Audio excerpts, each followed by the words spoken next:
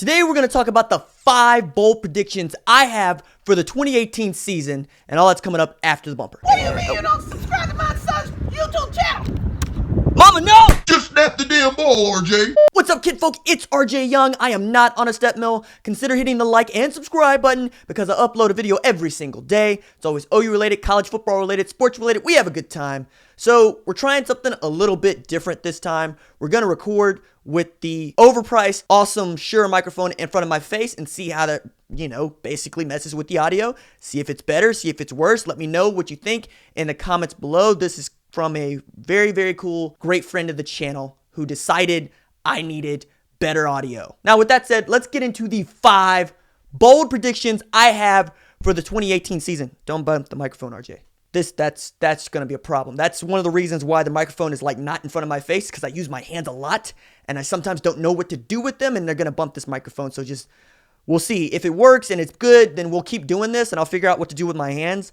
But while we're still figuring it out, bear with me. Let me know your feedback. I always listen. I don't always do what you tell me to do, but I'm always listening and I appreciate it. So my first bold prediction, and remember, these are bold predictions. These are things that a lot of folks might not want to put their name next to, but I'm going to put my name next to them, and you can tell me about it in December whether or not I was right, I was wrong, I was somewhere in the middle. We'll figure it out, dude. But the first one is Kenneth Murray Jr. will have over 100 tackles in the 2018 season. Now, Oklahoma invested early with K9, making him the starting middle linebacker at Oklahoma from jump after he had never played the position before. Injuries forced him into the spot, and that's how you become Oklahoma's first true freshman middle linebacker to start since 1975.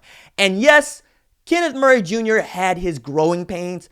I know this. I saw it myself, but I have always been down for Kenneth Murray Jr. because his upside is just stupid. Just from a skill and physical standpoint, 6'2", 240. But now you're gonna have him for at least 3 years playing middle linebacker in the system. That doesn't really happen as young as he is. And I think we saw what he could be. He was co-defensive player of the year in the conference. He's one of the best freshman defensive players in the entire nation in 2017. And now he's back and he's leading the defense, and it's becoming just more and more obvious that he's going to be a focal point of the defense. And as K9 goes and a few other guys, you can watch the defense. I think K9 is going to get 100 tackles because he had 78 last year. That's 22 more. He's going to be in better positions, I think, to make plays, and I think he's going to be depended on more to be that kind of funnel tackler where the linemen basically make it his job to clear a hole and go bring down a running back, go get a quarterback, destroy some people coming across the middle. My next bold prediction is that special teams will return at least 3 kicks for touchdowns, whether that be punt return or kick return. Now, we all know that Oklahoma special teams last year was basically a non-issue. It was anemic if you want to go there. Yes, Jeff Badette had a 70-yard kick return, but that was about, the highlight of the entire season in the special teams return game. Didn't block any kicks either.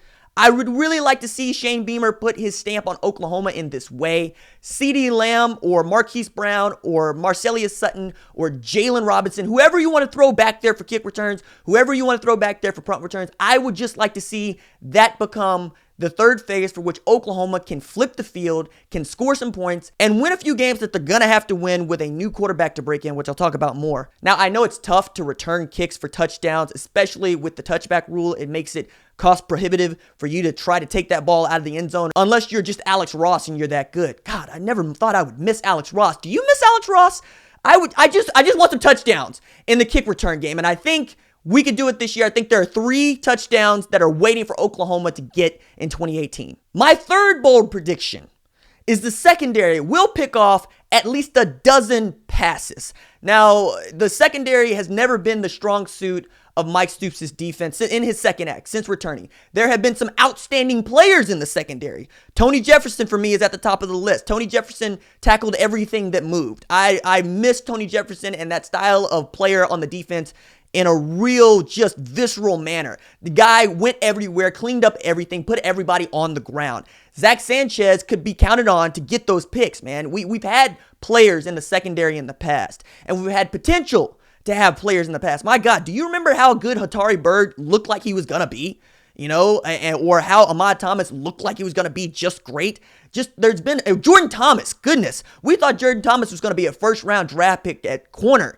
There's just been a tremendous amount of potential in the secondary, and I think this group, who's put it on themselves to be the dominant unit on the defense, could get it done. I mean, Justin Broyles talks more mess than I do, and I talk a lot of noise. Robert Barnes could be coming on. Brendan Radley-Hiles, we know what Buki could be. Now we need Buki to be. Parnell Motley, it's time for him to make the jump. He's basically going to be your number one corner. Trey Norwood, Trey Brown, both of those guys, I expect to contribute in a big way. We know what Trey Norwood is made of. A lot of us are really high on Trey Brown's potential. Jordan Parker moving to safety. Khalil Houghton, the light slope seems to be coming on for that guy. Seriously, the secondary, I think, could be the dark horse to be the studs for the entire Oklahoma football team. And if they get a dozen picks this year, we're back in the playoff. That's just the long and the short of it, because everybody throws the ball around in this league. And if you can pick off passes and you can create turnovers through the air, you get the ball back in this running-oriented offense that I think Oklahoma's going to run with Kyler Murray and Rodney Anderson and Trey Sermon, and just the sheer potential of what the option zone read attack could look like, the RPO attack could look like.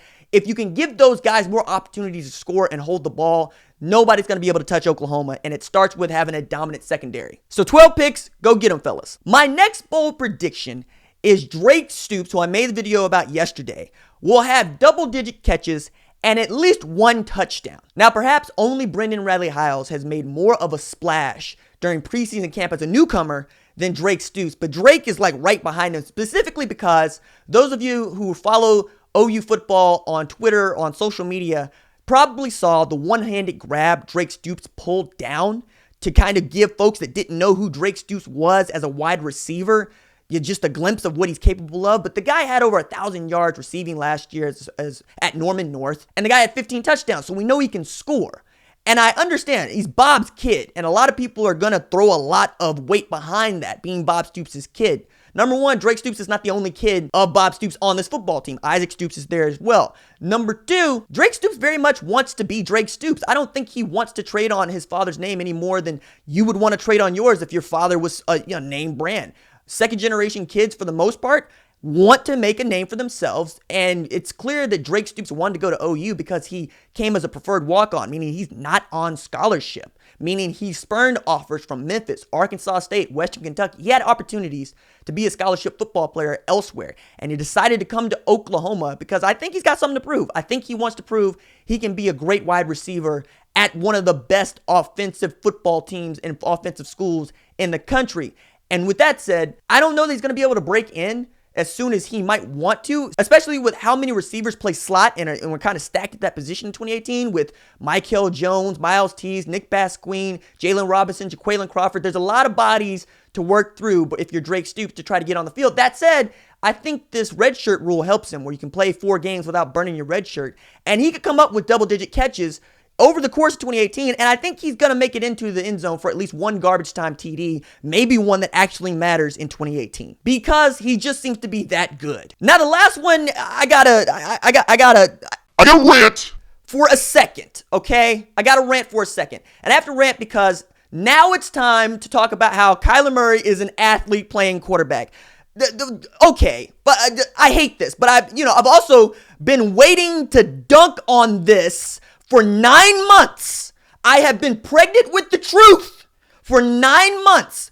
And the truth is, why wouldn't you want an athlete playing quarterback at your college football program, man? First of all of them are. Baker Mayfield was an athlete playing quarterback, all right? Lamar Jackson was an athlete playing quarterback, okay? Carson Wentz was an athlete playing quarterback, all right? Even Landry Jones, who we all know is slower than a sundial, is an athlete playing quarterback. You cannot be a non-athlete and play big-time college football. It doesn't happen. Every kid on Oklahoma's roster is an athlete, all caps. But I get the argument. And the argument basically is that the guy playing quarterback shouldn't be playing quarterback because he's not a great passer. That's what people want to say when they say that a person is an athlete playing quarterback. But check this out. Kyler Murray went 18 of 21, 359 yards passing in 2017, was more efficient than the Heisman winner. And yeah, you can talk about the small sample size, but the fact of the matter is, Kyler Murray can put it on him, and I expect him to do that. However, I still think Austin Kendall will pass for at least 5 touchdowns. I'll tell you why. Since Lincoln Riley announced that Kyler Murray will start against Florida Atlantic, there's been a lot of discussion about what this means for Austin Kendall, and I've made jokes about, Transfer Watch and, what this means as far as 2019, and we have in those discussions, we'll continue to have those discussions. But the fact is, Kendall losing the job just means he loses the job for the first snap from scrimmage against Florida Atlantic. After that, all bets are off. As good as Kyler Murray is as a quarterback, if he doesn't play well, Lincoln Riley has led all of us to believe that Kendall will be in the mix to play and play soon because he called it one of the closest competitions at quarterback he's ever had to judge. Now, that says more about Austin Kendall than it does Kyler Murray for a lot of folks. But even if that wasn't the case, even if Kyler Murray wasn't immediately going to get the hook after throwing a pick or 2 picks or whatever, there could be a package in play for Austin Kendall, just like there was a package in play for Kyler Murray last year against Ohio State and Georgia, which could be worthy of a timeout. Just ask Kirby Smart. Because nothing is going to send a defensive coordinator into timeout mode than seeing Kyler Murray in the slot or at running back next to Austin Kendall. You don't know what that is. You want to take a timeout and you want to adjust to it. And I think that's also in Lincoln Riley's mind because he's basically a mad genius at offensive coordinator, one of the best offensive minds in football. So with all of those options circling Austin Kendall, I think he could pass for 5 TDs over the course of 2018. And those are my 5 bold picks for the season. All right, that's it for me. Deuces.